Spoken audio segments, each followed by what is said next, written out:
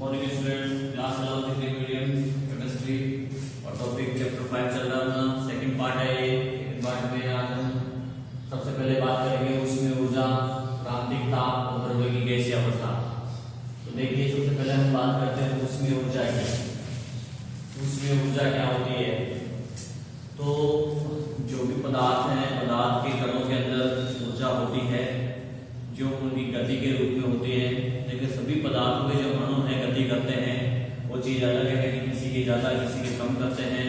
गैसीय पदार्थ के जो अणु होते हैं वो गति हमेशा करते रहते हैं, यानी कि उनमें कुछ ऊर्जा निहित है, जिस उस ऊर्जा के कारण वो क्या करते हैं, गति करते हैं। गैसीय पदार्थ में अगर इनका ताप बढ़ाया जाए, जैसे जैसे ताप बढ़ेगा वैसे वैसे इनकी ऊष्मीय ऊर्जा का मान भी बढ़ेगा। ठीक है, ऊष्मीय ऊर्जा का मान बढ़ेगा, गतिज ऊर्जा भी बढ़ेगी। इसका मतलब ये हो गया गति करेगी तेजी से। तो अपन कह सकते हैं कि जो ऊष्मीय ऊर्जा है वो पदार्थ के अणुओं की ऊर्जा होती है, जो कि उनकी गति के कारण होती है। यूं कह दो चाहे आप, पदार्थ के अणु जो है गति करते हैं, उसके कारण से उनमें ऊर्जा होती है, जिसे ऊष्मीय ऊर्जा कहा जाता है। अब यहाँ पे क्या है, एक पदार्थ के अंदर बहुत सारे अणु होते हैं। अब सबकी ऊर्जा हो सकता है ऊपर नीचे कम ज्यादा हो, इसलिए हम किसी पदार्थ की जो ऊष्मीय ऊर्जा निकालते हैं वो उसके सभी अणुओं की औसत गतिज ऊर्जा के रूप में प्रदर्शित किया जाता है। आगे बात समझ लें। इसके अलावा जैसे जैसे हम ताप बढ़ाएंगे वैसे वैसे ऊष्मीय ऊर्जा का मान भी बढ़ता है। क्लियर? चलो नेक्स्ट हम बात करते हैं क्रांतिक ताप। ठीक है, तो ताप तो आप जानते हैं टेम्परेचर। क्रांतिक से मतलब यहाँ कोई क्रांति नहीं है, 1857 की क्रांति जैसे समझ लो तुम। ऐसी कोई क्रांति नहीं है। इसको बोलते हैं क्रिटिकल टेम्परेचर। अब ये क्रिटिकल टेम्परेचर है क्या किसी गैस के लिए? तो देखिए, क्रांतिक ताप क्या होता है। हम जानते हैं कि अगर गैसों का तापमान कम कर किया जाए, तापमान कम करें और दाब अत्यधिक करें, तो वो गैस द्रव अवस्था में बदलेगी नहीं बदलेगी? अरे किसी गैस का अगर तापमान कम कर दिया जाए और दाब अत्यधिक कर दिया जाए तो वह गैस द्रव अवस्था में कन्वर्ट होगी। अलग अलग गैसों के लिए अलग अलग ताप होता है द्रव में बदलने का। तो मैं कह रहा हूं क्रांतिक ताप क्या होता है? क्रांतिक ताप वह ताप है किसी गैस का जिस पर, यानी जिससे पहले वह गैस द्रव अवस्था में नहीं बदलती है, चाहे दाब कितना ही बढ़ा क्यों ना दिया जाए। सपोज करो, मैं देखो पहले तो परिभाषा यहां लिख देता हूं कि क्रांतिक ताप वह ताप है जिस पर कोई गैस द्रव अवस्था में बदलती है। इस ताप से पहले गैस द्रव अवस्था में नहीं बदलेगी, चाहे दाब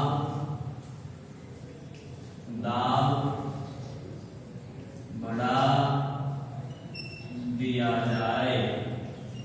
समझ गए? मतलब आप ये चाहो कि यार इस कोई गैस है, जैसे किसी गैस का जो तापमान, किसी गैस कोई गैस है, मान लीजिए कि -25 डिग्री सेल्सियस पे वो द्रव अवस्था में बदलती है। आप कहो कि नहीं, मैं तो इसको -10 डिग्री सेल्सियस पे ही द्रव अवस्था में लाना चाहता हूं, मैं काम करता हूं, इसका दाब बढ़ा देता हूं। और ऐसा नहीं होता है। क्रिटिकल टेम्परेचर से पहले गैस द्रव अवस्था में नहीं आएगी, चाहे आप दाब कितना ही क्यों ना बढ़ा। तो वो एक फिक्स तापमान, वो एक निश्चित तापमान जिस पर गैस द्रव अवस्था में बदलती है, उससे पहले वो द्रव अवस्था में नहीं बदलेगी। उस ताप को ही हम क्या कहते हैं? क्रांतिक ताप कहते हैं। क्या कहा जाता है? हैं द्रव्य की गैसीय अवस्था।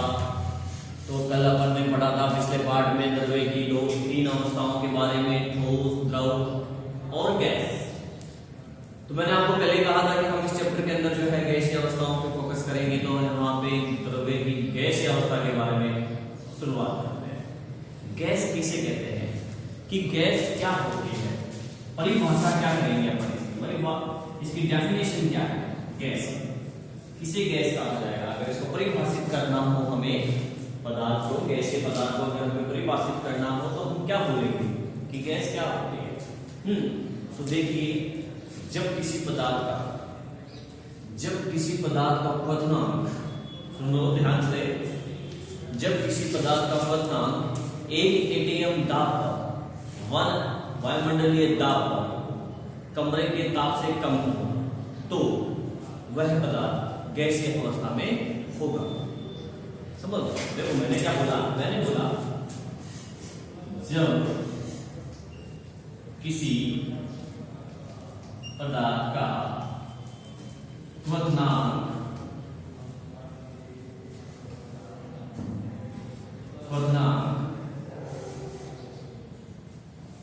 1 एटीएम ताप पर कमरे के ताप से कम होता है, तो वह पदार्थ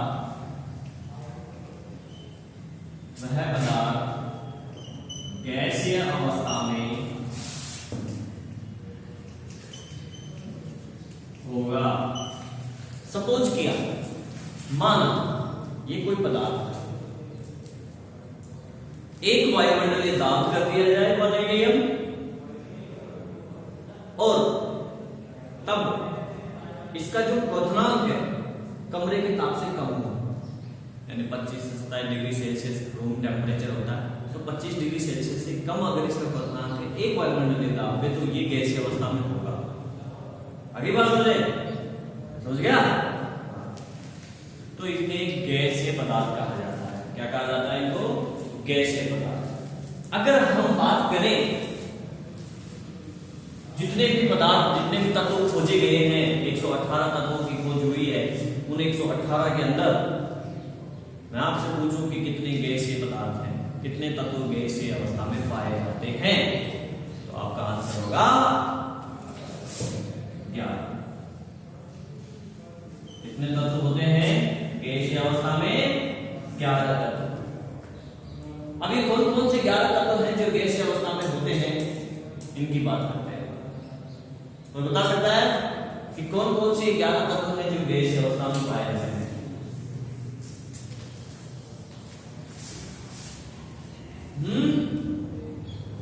चलो देखो, ध्यान दें सामने बोर्ड पे। जनरली जो गैसीय पदार्थ है वो पी ब्लॉक से रिलेटेड है, पी ब्लॉक के अंदर उपस्थित होते हैं। तो हाइड्रोजन का तो कोई स्थान ही नहीं है, तो सबसे पहला तो आप हाइड्रोजन ले लीजिए इसमें। वैसे तो कुछ लोग इसको फर्स्ट ग्रुप में रखते हैं, कुछ बीच में रखते हैं, इसका कोई फिक्स स्थान नहीं है हाइड्रोजन का। तो अभी मैं आपको फर्स्ट ग्रुप से शो कर देता हूं इसको। तो फर्स्ट वर्ग में आता है आपका हाइड्रोजन। इसके बाद अगर बात करें 15वें वर्ग की, जो 15 वर्ग है 15 नंबर का, उसके अंदर जो गैसीय पदार्थ है वो नाइट्रोजन गैस होती है। और अगर हम बात करें 16वें वर्ग की, तो 16वें वर्ग में ऑक्सीजन, ये भी क्या होती है? गैस होती है। ऑक्सीजन 16वें वर्ग में पाई जाती है। अब स्टार्टिंग के वर्गों की बात कर रहा हूं, 16वें वर्ग में। 17वें वर्ग की बात करें तो 17वें वर्ग में फ्लोरीन एंड क्लोरीन गैसीय अवस्था में होती है। ब्रोमीन द्रव है, हैलोजन की बात करें आयोडीन ठोस होता है, लेकिन फ्लोरीन और क्लोरीन क्या है? गैसीय अवस्था में होते हैं। इसके अलावा 18वें वर्ग की बात करें, वर्ग नंबर 18, तो इसमें तो सभी गैसें हैं जिनका नाम नोबल गैस है। तो इसमें आपके आती हैं हीलियम, नियोन, आर्गन, जीरोधन, helium, neon, argon, oxygen, krypton, xenon, radon. ठीक है, तो अब काम करना है, हो गई क्या पूरी? 1 2 3 4 5 6 7 8 9 10 11 हो गए 11। तो ये वो 11 तत्व हैं जो गैसीय अवस्था में होते हैं। आगे बात समझे। अब हम बात करते हैं ये जो गैसें हैं इनके कुछ गुणधर्मों की। जो गैसीय अवस्था में जो गैसीय पदार्थ होते हैं उनके अंदर क्या क्या गुणधर्म होते हैं, तो मैंने कुछ गुणधर्मों की बात कल भी की थी, लेकिन फिर से देख लेते हैं कि गैसीय पदार्थों में कौन कौन से गुणधर्म पाए जाते हैं। तो देखिए गैसीय पदार्थों के अंदर गुणधर्म में पहला है इनका आकार अनिश्चित होता है। क्या होता है? अनिश्चित। आकार क्या होता है इनका? अनिश्चित। आकार फिक्स नहीं है इनका, अनिश्चित होता है। ठीक है, है बात समझे? क्योंकि जिस पात्र में डालेंगे वैसे ही आकार ग्रहण कर लेती है। कैसे? समझ गए? आयतन अनिश्चित होता है। क्या होता है? अनिश्चित। आयतन भी अनिश्चित होता है क्योंकि गैसों को कंप्रेस किया जा सकता है, छोटे पात्र में डाला जा सकता है। गैस को खोल देंगे तो रूम में फैल जाएगी, आयतन बढ़ जाएगा, इसलिए आयतन भी अनिश्चित होता है। और बात करें, इनको अत्यधिक संपीड़ित किया जा सकता है। अत्यधिक संपीड़ित किया जा सकता है। ठीक है, गैसों को अत्यधिक संपीड़ित किया जा सकता है। संपीड़ित करने का मतलब है कि इनको दबाया जा सकता है, कंप्रेस किया जा सकता है। समझ रहे हो? तो कंप्रेस करके ही तो इनको सिलेंडर में भर दिया जाता है। एलपीजी गैस को, सीएनजी गैस को कंप्रेस करके, ठीक है, और दबाव से उसको भर दिया जाता है। अगर ढक्कन खोल देंगे तो दबाव हट जाता है और गैस बाहर निकल के फैल जाती है। ठीक है, इसके अलावा गैसीय पदार्थों के जो कण होते हैं, कणों के मध्य रिक्त स्थान बहुत अधिक होता है। क्यों होता है? क्योंकि आकर्षण बल बहुत कम होता है। गैसीय पदार्थों के जो कण हैं उन कणों के मध्य जो है रिक्त स्थान बहुत ज्यादा होता है, क्योंकि इनके कणों के मध्य जो आकर्षण बल है वो क्या होता है? बहुत कम होता है। आकर्षण बल जो है बहुत कम होता है, जिसके कारण से दूर दूर होते हैं और रिक्त स्थान ज्यादा होता है। इसके अलावा और गुणों की बात करें, अगर अपन तो मैं यहां लिख रहा हूं, ठीक है, नेक्स्ट गुण है इनमें विसरण का गुण अत्यधिक होता है। विसरण का मतलब बहने का गुण, बहना मतलब फैलना, विस्तृत होना। ये विस्तृत हो जाती है, मतलब तुरंत अगर अपन सिलेंडर बोलेंगे तुरंत अपने आप में विस्तृत हो जाएगी, अपने आप फैल जाएगी गैस, है कि नहीं? अरे घर के अंदर एक पूजा, घर के अंदर एक अच्छी सी खुशबू वाले अगरबत्ती लगाते हैं तो उसकी धुआं जो है गैस के रूप अवस्था में होते हो, जो गैस पूरे रूप में अपने आप फैल जाती है, खुशबू कर देती है ना। तो इनमें विसरण का गुण बहुत ज्यादा है। इसके अलावा घनत्व बहुत कम होता है। घनत्व क्योंकि कण जो है दूर दूर होते हैं, इसलिए घनत्व क्या होता है? कम होता है। इसके अलावा गैसें सभी दिशाओं में समान दाब डालती हैं। अगर किसी पात्र के अंदर गैस भरी हुई है तो वो गैस जो है उस पात्र की दीवारों पे सभी दिशाओं में समान रूप से दाब डालेगी। किसी कंटेनर में, किसी सिलेंडर में आपने गैस भर रखी है, तो वो गैस उस सिलेंडर, उस कंटेनर की दीवारों पे अंदर से बाहर की तरफ दाब डालती है। ठीक है, सभी दिशाओं में समान रूप से दाब डालती है। जैसे आपने देखा होगा कि गुब्बारा जब अपन उसके अंदर गैस भरते हैं तो गुब्बारा ऐसे फूल जाता है। क्यों? क्योंकि वो गैस उसमें दबाव डालती है। जैसे जैसे उसमें गैस जाती है अंदर से दबाव बढ़ता जाता है, गुब्बारा फूलता जाता है। सभी दिशाओं में वो गोलाकार गुब्बारा होता है तो गोल अवस्था में फैलता है कि नहीं, गोल अवस्था में फूलता है। अगर सभी दिशाओं में समान दाब नहीं डालते तो क्या वो गोल अवस्था में फूलता? नहीं फूलता। किसी एक दिशा में दाब डालते तो किसी एक दिशा में से निकल लेता साइड में, है कि नहीं? बाकी इसके अलावा डिपेंड करता है आपको गुब्बारा का आकृति कैसी है। लंबे गुब्बारे लंबे मिलेंगे, मैं गोल वाले की बात कर रहा हूं। ठीक है, तो ये रासायनिक गुणधर्म थे। इसके अलावा गैसों का जो मिश्रण होता है, मिश्रण गैसों का समांगी मिश्रण होता है। समांगी मिश्रण का मतलब होता है कि अगर विभिन्न प्रकार की गैसों को मिला दिया जाए तो उस गैस के कण हमें नजर नहीं आएंगे, हमें लगेगा एक जैसी दिखाई तो देती नहीं है ना, तो ये समांगी मिश्रण होता है। विभिन्न गैसों का मिश्रण, जैसे कि वायु एक समांगी मिश्रण है गैसों का। तो ये थे हमारे गैसों के नियम और सॉरी गैसों के गुणधर्म, भौतिक गुणधर्म कह दीजिए आप इनको। उसमें ऊर्जा बढ़ा हुआ नहीं, क्रांतिक ताप बढ़ा। आगे बात समझे। नेक्स्ट हमारा टॉपिक है गैसों के नियम। टॉपिक है हमारा गैसों के नियम, जिसमें बॉयल का नियम, चार्ल्स का नियम, ठीक है, इसी टाइप से डाल्टन का नियम है, अवगास्टो नियम है, और भी है, गैलुशा का नियम है। तो हम सबसे पहले बात करेंगे, पहला जो नियम है बॉयल नियम, बॉयल का नियम। ठीक है ना। अब बॉयल का नियम है, ये अंडे वाला बॉयल नहीं है, ठीक है ना, ये वो वाला बॉयल है जो बॉयल करना, बॉइलिंग उबालना। ये बॉयल कौन है? ये रॉबर्ट बॉयल। कौन है ये?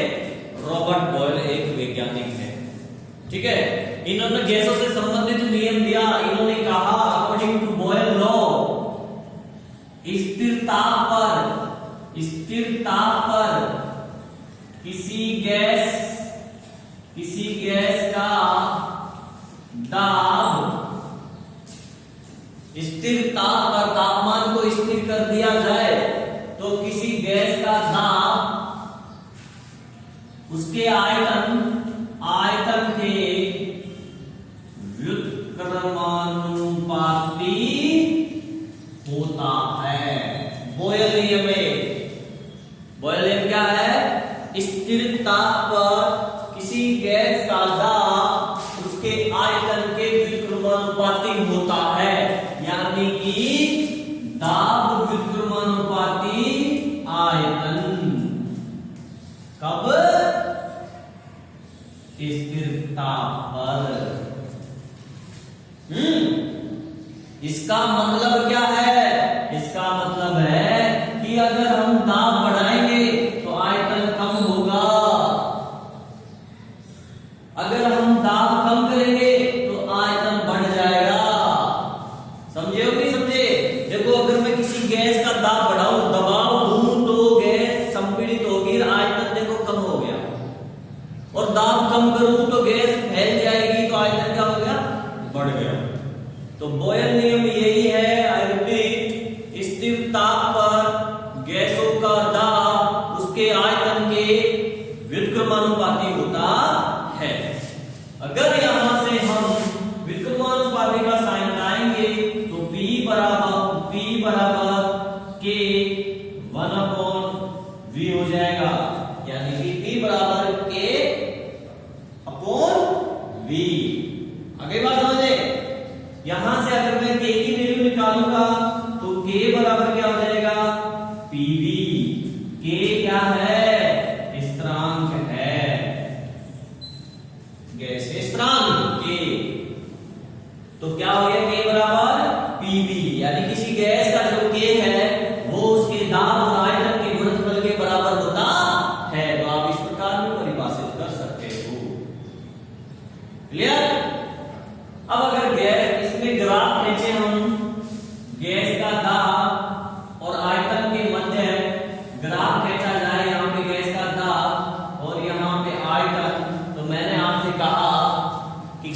दाब बढ़ेगा तो आयतन कम होगा, ठीक है, दाब कम होगा तो आयतन बढ़ेगा, नियम यही कहता है। तो देखो मैंने ले लिया गैस का दाब ज्यादा ले लिया तो मतलब आयतन कम, तो ये होगा जैसे जैसे दाब कम होगा वैसे वैसे आयतन बढ़ रहा है। देखो आप जैसे जैसे दाब कम होगा वैसे वैसे आयतन बढ़ गया। यहाँ पे गैस का दाब ये था तो आयतन देखो ये कम था, फिर यहाँ पे गैस का दाब कम हो गया तो आयतन बढ़ गया। देखो यहाँ पे गैस का दाब और कम हो गया तो आयतन और बढ़ गया। यहाँ ठीक है, आगे बात समझे। लेकिन अगर विभिन्न विभिन्न तापमान पे इसके अंदर ग्राफ खींचे अपन 1/v एंड v के बीच में अगर ग्राफ खींचे अलग अलग तापमान पे, माना मैंने तापमान रखा T1, T2 और T3,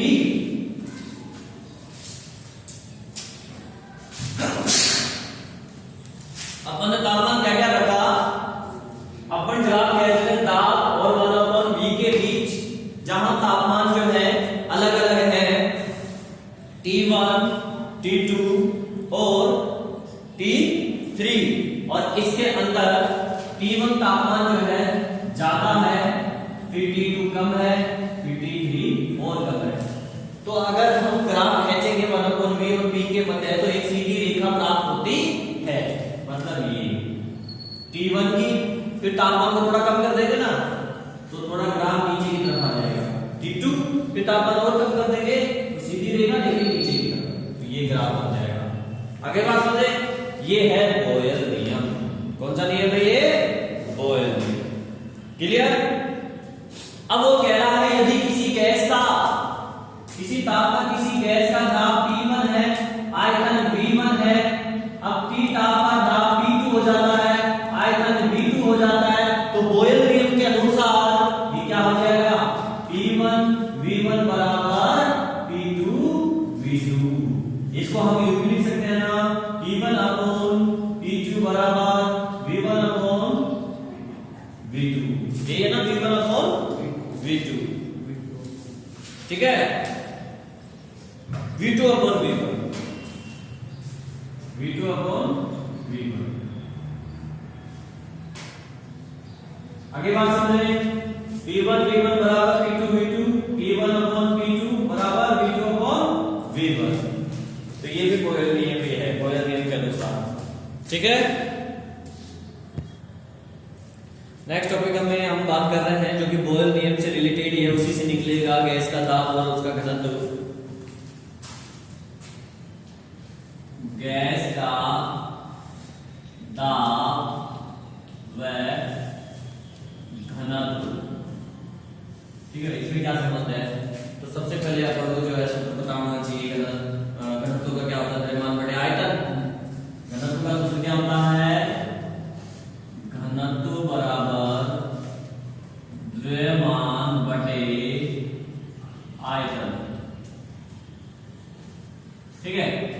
अब मान लीजिए T1 ताप पर गैस का दाब P1 है, आयतन V1 है और घनत्व D1 है।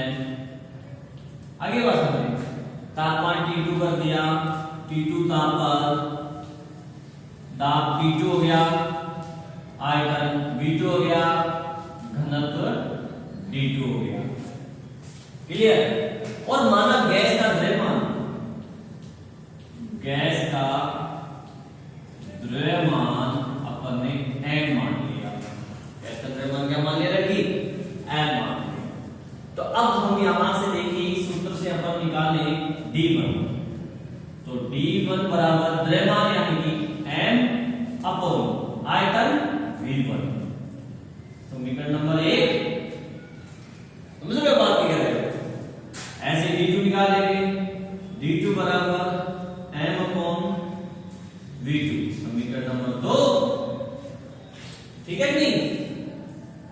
तो यहां से अगर मैं V1 का मान निकालूं तो क्या हो जाएगा, V1 बराबर m अपॉन D1, समीकरण नंबर 3। और यहां से V2 का मान निकालूं तो क्या हो जाएगा, V2 बराबर m अपॉन D2, समीकरण नंबर 4। बोयल नियम क्या था, बोयल V2। बोयल नियम के अनुसार, बोयल नियम के अनुसार क्या है, P1 V1 बराबर P2 V2।